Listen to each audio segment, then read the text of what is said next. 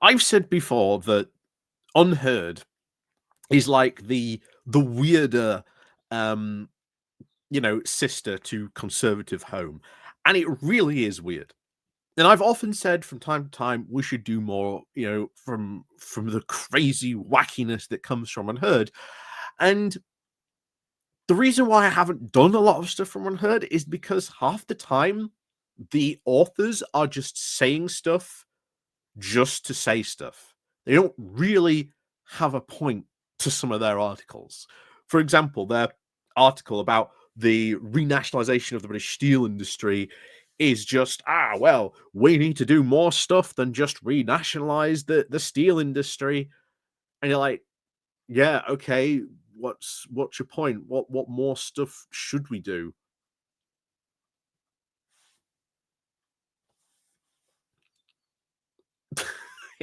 For a site that prides itself apparently on giving the unheard opinion, I know, real clever name once you realize it, right? Um, most of the people who write stuff on there really, really do not have a lot to say. It's why I don't cover it, even though every time we end up covering it, I said, oh, we really should, but I have more to say about Conservative Home and the wacky nonsense that the authors and writers on there write on there than they do about Unheard. However, Unheard have scored a major coup. Um, One of the people on there has got an interview with JD Vance, and in it he talks a lot about the UK. He talks a lot about Europe, and honestly, it's an interesting insight into the current Trump administration. A very interesting insight, and of course, potentially where we see maybe, shall we say, US and European relations heading, and it's not in a very good direction. Because remember, a lot of people, and especially JD Vance, what JD Vance is doing now, especially, is he is out there auditioning to replace Trump. Like, he wants to be the next automatic pick for the Republican Party. That's what he's doing. That's why he's out there. That's why he's doing all this wacky, crazy, insane stuff to get noticed, to go, oh, yeah, I should be like, the direct successor of Trump. And that is what his pitch to the America is going to be. I am the direct successor for Trump. You want to continue all this craziness for the past 4 years? Elect me. So yeah, before we do go on into this, like I say, it is a long one. Like I say, it is an interview, but it is, I think, something worth going over and dissecting and trying to understand. So, as always, before we do continue on into this, like I say, it is going to be a long one today. So, strap in. Do click on the like, the share button. There's the Patreon page down below. There's the Buy Me Coffee link. There's the YouTube thank you button. And of course, as always, there's the Pony Club as well. And of course, it is Wednesday, even though it's Tuesday when I'm doing this. So there will be, of course, a new Pony Club video coming out soon or thereabouts. So if you are a member of the Pony Club, if you are a member of the Patreon, go give that a watch. And as always, let me know what you think down below in the comments. So let's crack on then into this, because this is wild. This gets wild. So, anyway, it begins. It is not good for Europe to be the permanent security vassal of the United States. So says JD Vance during a phone conversation with Unheard on Monday. His first major interview with a European outlet since taking office as vice president. This is, of course, the week of the backdrop of turmoil and financial markets triggered by President Trump's Liberation Day tariffs. And oh boy, I'll tell you now, they put out so many articles on how great Liberation Day was, and then they all mysteriously disappeared. Funny how that happened for, again, a website who prides itself on, putting forward that unheard voice. But there you go. Anyway, just this instantly, permanent quote security vassal of the United States. That was not the case. We weren't a security vassal. Europe has its own armed forces, its own structure, its own armies. We were not a vassal. We were allies. But people like JD Vance and this isolationist stuff that I suppose it's now neo-isolationist stuff that JD Vance is pushing, doesn't seem to understand why that alliance structure exists, what its purpose is, and why in many ways it benefits America. But there you go. Anyway, so the decision, of course, to apply and then partially rescind the heavy tariffs on European allies, combined, of course, with a barrage of heavy statements about Europe from Vance, both public ones and leaked private messages, has left many on the continent wondering about if America can still be thought of as a friend. Yeah, that's it. That's the crux of this. Can we really still think of America as a friend? And the answer is no. However, Vance's answer is yes, provided that European leaders are prepared to assume a more independent role on the international stage and be more responsive to their own voters, especially when it comes to the question of immigration.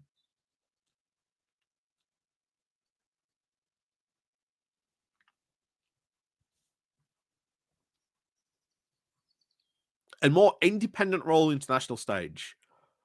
Uh,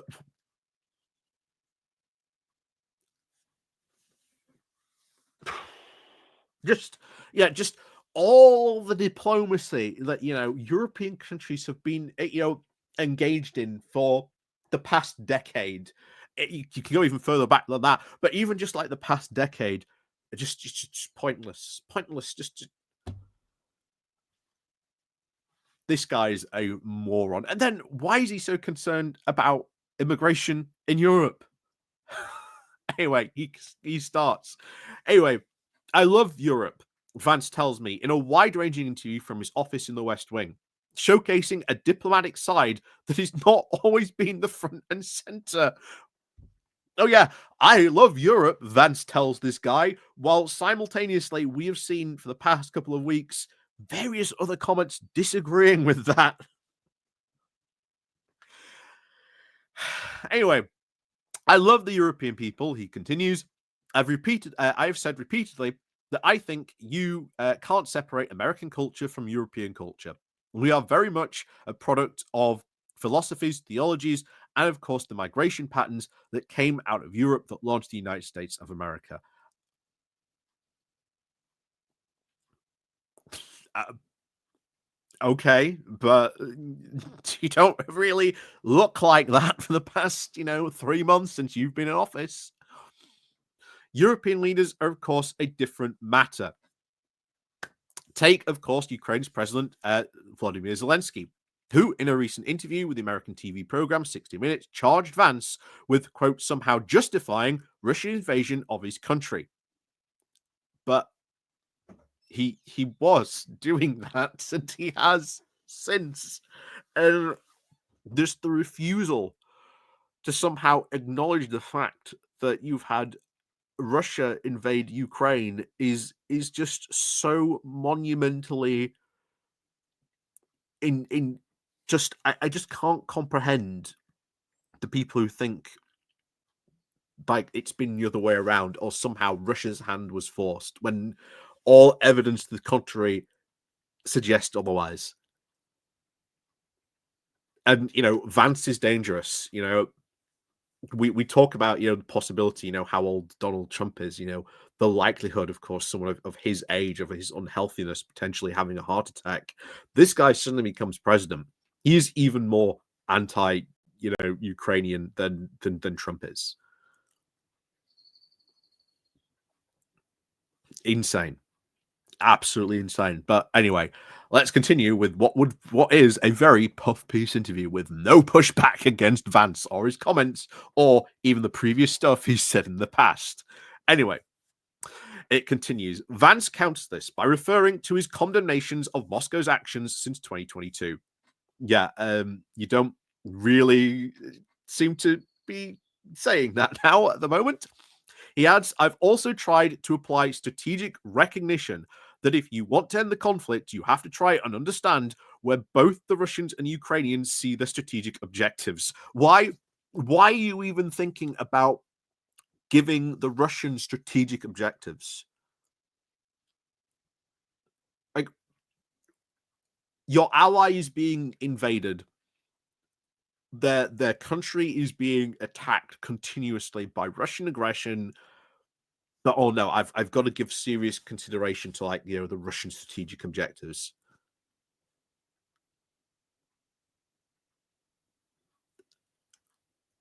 Yeah, Zelensky's right. He is justifying Russia's invasion. He's just said it right there. Anyway, he continues. That, of course, doesn't mean you morally support the Russian cause or you even support the full scale invasion. But you have to try and understand what are their strategic red lines. In the very same way that you have to try and understand what the Ukrainians are trying to get out of the conflict. You mean basically not be invaded again by Russia and, retake their captured territory. Oh yeah, that's what the Ukrainians are trying to get. those crafty Ukrainians trying to defend their country. Just anyway, I think it's sort of absurd for Zelensky to tell the American government, which is currently keeping his entire government and war effort together. That's not true. Europe is providing more on that, so much together. But anyway, they don't understand that we are, of course, somehow on the side of Russians. That kind of rhetoric, Vance says, is clearly not productive. But then why does Vance keep on, as he's just saying there, prop up the Russian side, prop up Russian propaganda, and appear to be giving Russia everything it wants out of doing this kind of situation? We've talked continuously about this time and time and time again, that if Russia can get away with doing this, what stops then another country thinking they can do the same thing as well, because they're not going to get punished? Oh, if you end up in if you don't achieve your objective in like the first year, don't worry, America will come to your aid to, quote, stop the conflict and then give you everything you want.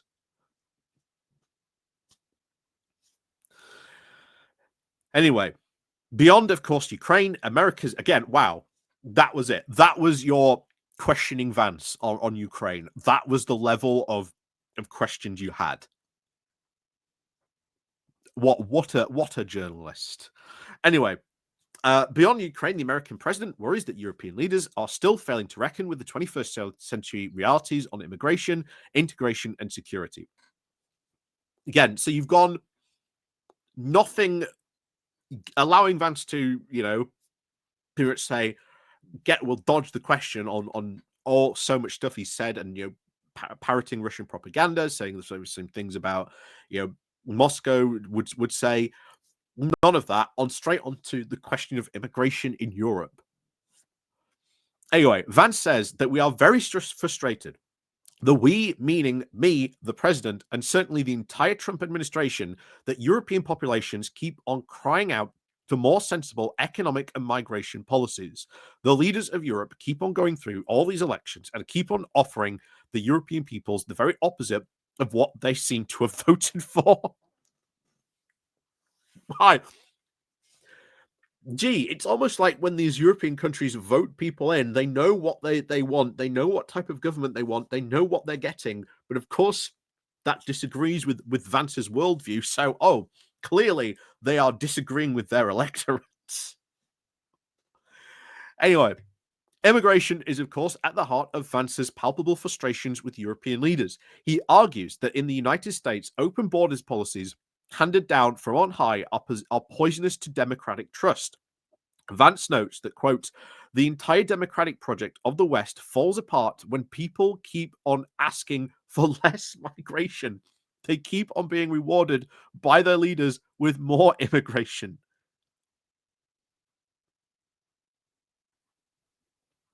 Not understanding, of course, that, maybe perpetuating wars in like the Middle East and things like that, it makes these things in migration probably more dangerous. And maybe, I don't know, if you had something like, I don't know, USAID, where you invested and tried to develop these countries and try to improve these countries, that maybe migration might not be so bad.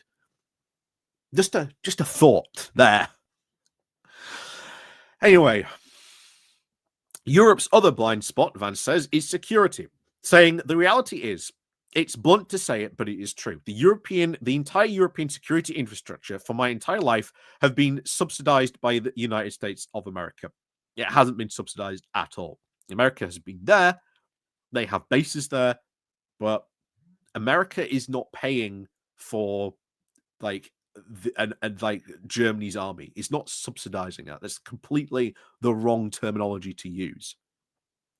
Anyway, he continues. As recently as a quarter of a century ago, you could say that Europe and many, of course, vibrant militaries, at least the militaries that could defend their own homelands.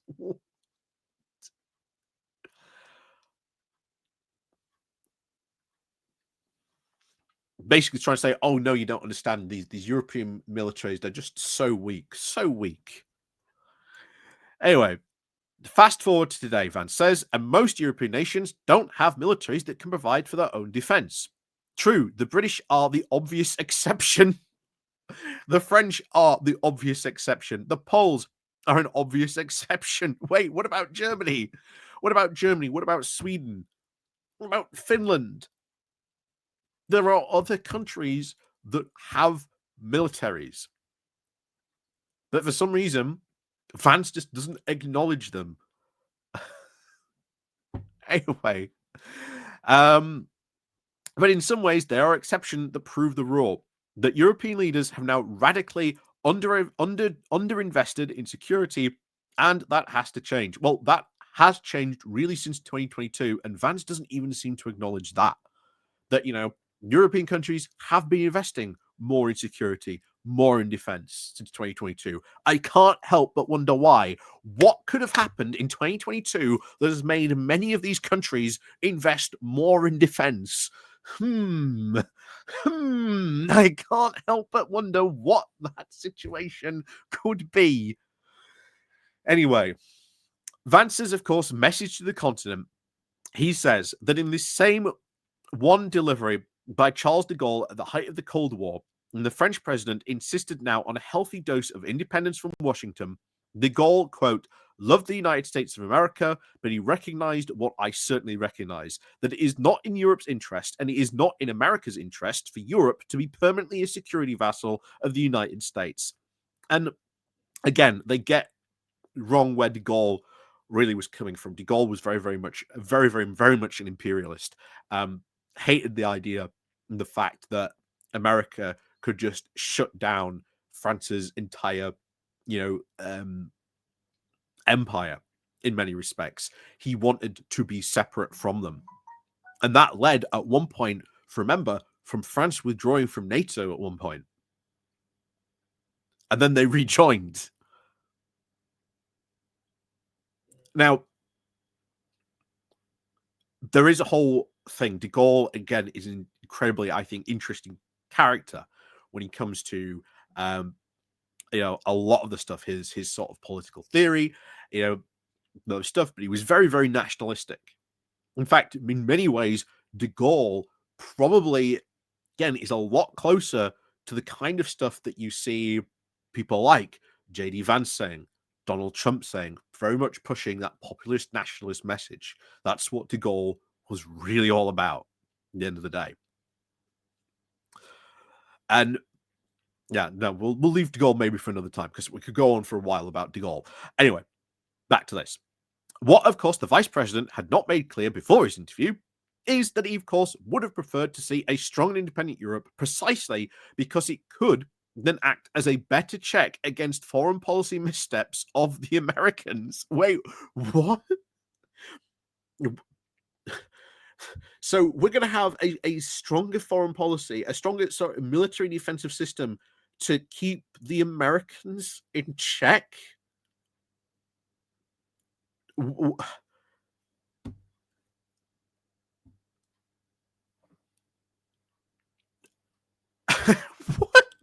Anyway, he says, I don't think that Europe being more independent is, of course, bad for the United States. It is very good for the United States. Just go back through history. I think, frankly, the British and the French were certainly right in their disagreements with Eisenhower about the Suez Canal.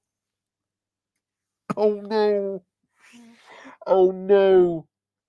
The whole thing about the Suez Canal was it was imperialism at large, imperialism and colonialism. Um, Eisenhower was all about pushing, after certainly World War II, decolonialization. Uh, is Vance seriously suggesting that Britain and France, as was something mooted at the time, that we go back and we rebuild our like imperialist colonialist empire? We retake Suez.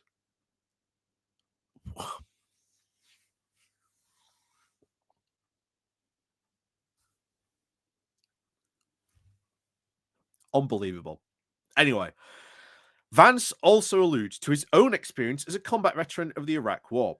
Something I know a little more personally, I think, and on a lot of European nations, we were right about the invasion of Iraq. And frankly, if the Europeans had been a little more independent and a little bit more willing to stand up, then we might have been able to save the entire world from the strategic disaster that was the American led invasion of Iraq. Um, I don't think anyone really could have stopped America from invading Iraq. Like what were these Europeans going to do? Were they going to attack the invasion fleet? Were they going to like attack supply lines? I, I don't understand where his worldview comes from on this. Like, it honestly seems that he wants like Europe to be powerful, just so the fact that it could go to potentially war against America. Uh, am I wrong, or in reading that, is everyone else picking up on those same vibes? Because that's what I seem to be picking up on from this. Anyway, bottom line, he says, I don't want the Europeans to just do whatever the Americans tell them to do. I think that is in their interest. I don't think it is in our interest either.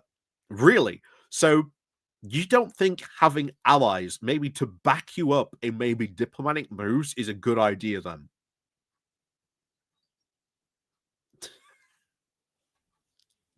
Okay. That's weird. But yeah, that is neo isolationism writ large right there. Anyway, talking, of course, about the UK specifically, Vance puts greater emphasis on the place it occupies in the affections of President Trump, with a trade deal, of course, highly likely now as a result. Again, we'll see what happens when it is that trade deal, but there's all sorts of crazy rumors flying about this stuff. Anyway, he says, we're currently working very hard with Keir Starmer's government on a trade deal. He said, the president really loves the United Kingdom. He loves the Queen. They love the Queen. He really admires the King. It's a very important relationship. He's a businessman. He's a number of important businesses, relationships in Britain. So proving how transactional the president really is there. Thank you very much for that, Vance.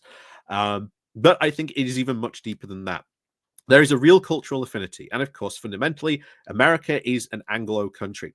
Thus, I think there is a good chance that, yes, we'll come to a great agreement that is in the best interest of both countries.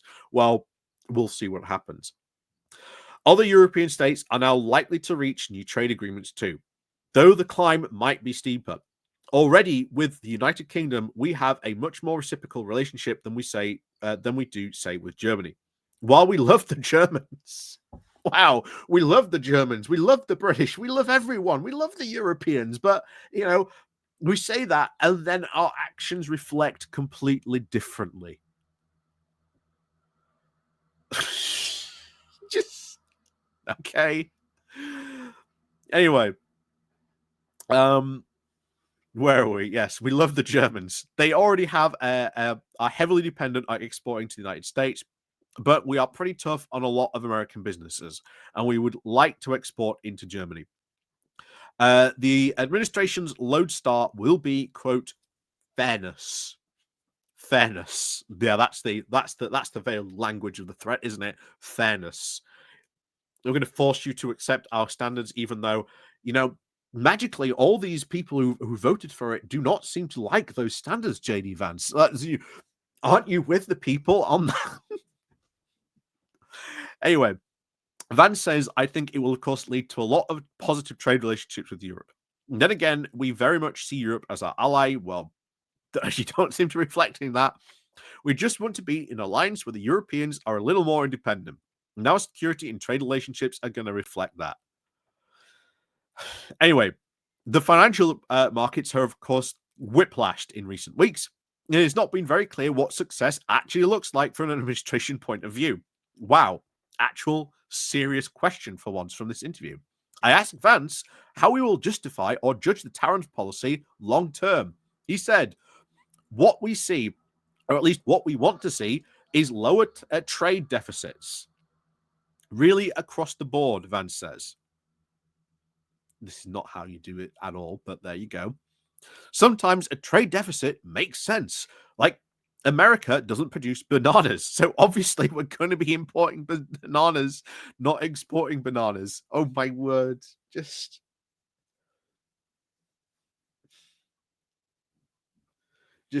so many things. Just so many things to say about that. Anyway, so with certain product categories, maybe even with some countries, a small trading deficit can be justified. Anyway, the status quo system as a whole, however, is intolerable from the White House point of view. What the global trading system has to lead to, complains Vance, is now large and persistent trade deficits across cross-product categories, with the gross majority of countries using the United States home market to absorb their surplus exports.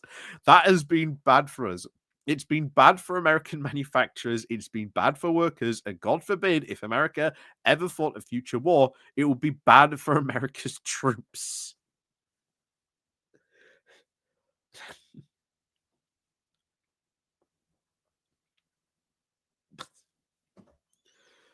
Why would you fight a war with any major power if you are so reliant on being interconnected through trade systems? Part of the whole modern status quo is that countries are so interconnected with each other, interconnected with trade and economies, that going to war is a fruitless endeavor. Just look what's happened to Russia. Its economy is in the toilet because of that. And yet it still continues to fight this fruitless war because it thinks it's a good idea and that it'll get something out of it because it's pushing this nationalist agenda. Anyway, just before, of course, he became a politician, Vance was, of course, a venture capitalist. He has had a heart-sinking moment watching his own portfolio now sinking to the red in recent weeks. He sounds unfazed. He said the implementation of the new system is now fundamentally going to make financial markets very jittery, said Vance. The president has been very consistent that he thinks this is a long-term play. And yeah, during that time, a lot of people are going to take a lot of damage. And bear in mind, this comes after this point where he now blinked and backed down and is now handing out exemptions left, right, and center. Now, of course, you have to be responsive to what business community is currently telling you, what workers are telling you, what the bond markets are telling you. These are all the variables that we have to be responsive to in order to make the policy successful. Well, guess what? All those things are telling you that is an awful and terrible idea. And Trump blinked on it. He's handing out exemptions left, right, and center. But Vance says the administration cannot govern the stock market alone. He said the plan is, going to be implemented perfectly. Yeah. Oh, I'm sure, given the fact that this was, this interview was given before this, before that massive turnaround. Yeah, perfectly implemented. Anyway, we are very consistent with the fact that we live in a complicated world where nobody else's decisions are, of course, static. But the fundamental policy is to rebalance global trade. And I think the president has been very clear and persistent on that. Well, it ain't been rebalanced global trade at all because he's blinked. He stared down the barrel of this gun and he blinked. Even as the adjustments and delays to tariff now seem to have soothed the markets for allies, for now the Trump administration is now bent on applying its brand of shock therapy 2.0 to the international system. The goal, of course, is the nearly diametrical opposite of the original therapy. Well, shock therapy 1.0 goaded the world into following America into adopting neoliberal globalization and to follow Washington on its military adventures. This one is now aimed at reversing both outcomes. So, a system that made not only America more richer, but the world a lot more richer. And I would say justifiably made the world a lot more safer. Yes, there were still wars and stuff that broke out, but ultimately, it was a lot better than the alternative we used to have. A lot better. Go back and look at the world in like the lead up to like World War One and and the lead up to like World War Two, and tell me that's a better system that we should be adopting, because it certainly wasn't. It certainly wasn't. Yeah, this can of course be no less pardon me, disconcerting to of course live through the change. Not just of course in the policy orientation, but in how it's communicated. Not of course least by a very online millennial vice president who revels in online debate. Yeah, revels in online debate and never even done one. Does he think that his tweets are cost too much? Eyebrows, of course, certainly raised in Europe when he took the time to go to Twitter to dispute to dispute with podcaster Rory Stewart. Vance laughs and says there are many less blessings to this job. One unquestioned downside is that I do much live in a bubble. I'm surrounded by Secret Service agents. It's very hard for a random person to walk up to me. In fact, it is damn near impossible. I see social media as a useful, albeit imperfect way to stay in touch. Oh yeah, I'm staying in touch with the common man by going on social media. um, stay in touch with what's going on in a very large country. I'm probably going to spend way less time on Twitter than I did 6 months ago, but that's probably good for me. All told, the Trump Vance administration commitment to turning the page on globalism as we know it now runs deeper than allies and adversaries alike might imagine, Vance says. We are not on anybody's side. We are on America's side. So yeah, it's neo-isolationism. Neo-isolationism. Then you get some of these comments here. An interesting article. It shows that Vance, at the very least, does not see a future for the West that is now compatible with aspirations for most Europeans. It is very little more difficult now to imagine Donald Trump reacting very well to an independent Europe now assertively disagreeing with the US on anything important. Exactly. Like, Vance is like, oh yeah, we want you to be more independent. We want you to be more assertive. We want you to disagree with us. Do you think Trump's going to like that? Anyway, but Trump will, of course, left office long before the risk of that happening. But Vance does make a good point. No, he really doesn't. That's a terrible point. He makes no point here. Given the constant gripe that by many European opinion formers, I do not think that we can really argue with him. Davos technocracy, supernaturalism, the very fact that these, quote, phrase political class did not exist 20 years ago, etc. All these worlds now in common parlance show that Vance isn't saying anything controversial to Europe that Europeans haven't already been arguing among themselves about for years already. No, these terms, technocracy, supernationalism, yeah, they did all agree, all exist 20 years ago. It's that the right and like the populists, the supernationalists have been adopting that language to make it look like they are saying something important. Anyway, what, of course, the difference is with Trump and Vance is that they don't, of course, bother arguing the technocrats because they know it's a waste of time. And maybe these people know what they're talking about because they sure seem to knew what would happen when you did all that Liberation Day stuff. Anyway, is there anything more interesting comments? Something. Can the US be really trusted again? Yes and no. Um, yes, but not under this administration. The last few weeks have been a real shakeup and of course, not fun. I don't really need, of course, the stock markets to tank like that too often, but it hasn't negatively affected my feelings to the US in any serious way because I always thought this was very kind of a peculiar-eyed kind of friend, i.e., one who can be hugely supportive and generous and true, but one who will at least drop you like a hot potato right into the proverbial when its interests now move elsewhere. Essentially, a family member that you still have odds and affection to, but even though they are often a selfish SOB. Seen like this, the actions, at least the last couple of weeks, have been a very display of very American qualities. As far as the interventions in Europe go, I am seeing some of this much needed now tough love. With the exception of the AFD support, they are not the answer to Germany's problems. Well, I think JD Vance would very much disagree with you on that. None of the parties uh, are, of course, poor Germany. I've agreed with everything Vance there has said. You really shouldn't be on that one. You really should not be on that. Um, a professional piece of journalism where Sorb lets Vance answer the questions and he reports the responses for the readers to make their own judgments.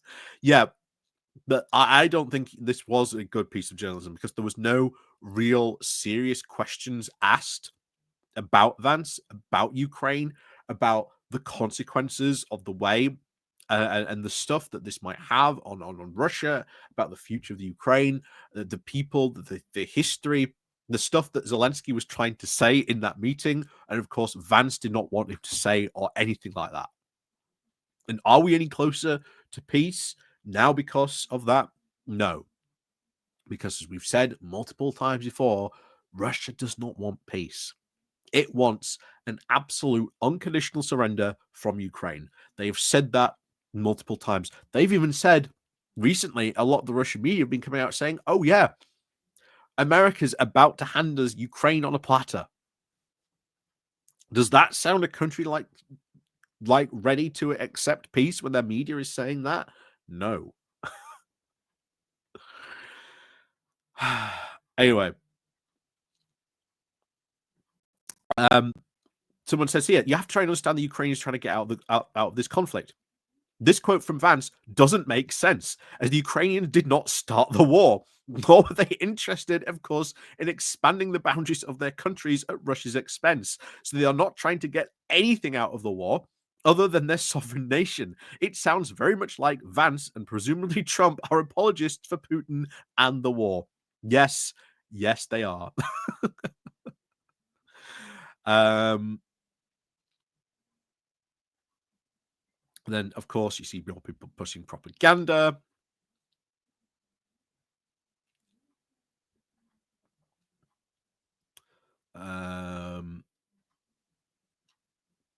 Someone said here, the UK and Europe can coexist with Project 2025 in the US. Wait, what? You want that? It's a throwback to the 50s. The biggest problem is, of course, the loss of trust. It would help both sides if they stopped being self-righteous. Europe was not looking for its defense to be subsidized by the US. It demilitarized because the Cold War ended, and the US did not. Europe has to accept that almost half of the electorate in the US has very different values from the demographic center ground in Europe. The US is, of course, advertising now on social media led consumer based economy that has brought now cheap consumer goods supplied by growing economies who grabbed that opportunity. It was able now to fund the trade imbalance by being the world's reserve currency. As with a junkie, turning off that supply very abruptly has consequences in the US. They are now exasperated by the resistance to tax, and there was and still may be is a middle way that at least sets tariffs to a level that gives support to the domestic production to try and develop whilst maintaining the same volume of trade that generates a significant tax income. That's not going to happen. Never heard. Never. never gonna happen on that one.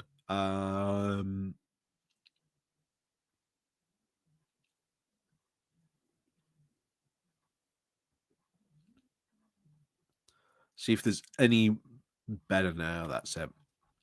So yeah, that was basically Unherd giving JD Vance probably the most softball interview you would have from a European.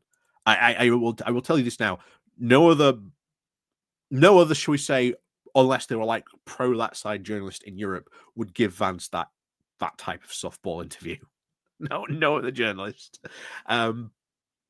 They would have surely pushed hard on the question of tariffs, raised why aren't they doing what Biden did, which bear in mind was working, but of course Trump has gutted the Chips Act, the Inflation Reduction Act that were, building up industries because that's how you do build up your own domestic production. They would push back certainly more on the Ukraine stuff, on the consequences of this stuff that they were doing. Just so many more questions they would have put, but of course this guy wants access. So sure, I'm going to give you a softball interview so that, if I, come to again for another interview in the future, sure, Vance will give another one because, hey, this guy gave a really softball interview and was, quote, fair to me, meaning he didn't push back on any of the answers I give. So, yeah, that's JD Vance. Will he be president in the next couple of years? Who knows? Like I say, just look at the statistics of someone as old as Donald Trump with his bad health as he has. Yeah, it's not looking good, should we say, for Donald, but probably very good for JD Vance, who very well might be president in the next couple of years. If not, he will, of course, as he is right now, auditioning to be the next president. And he will basically say, "Hey, look, I am coming back to spout this proto nationalist stuff. I am continuity Trump." God, I hope the Democrats sort their act out and get together because, whoo boy. Anyway, that was fun, wasn't it? Anyway, like I say, I told you it was going to be a long one, but yeah, so much stuff there. Yeah, just so much stuff that was just wrong, but that is just proto nationalism writ large. So, as always, thank you very much for watching. And of course, as always, we'll see you all next time.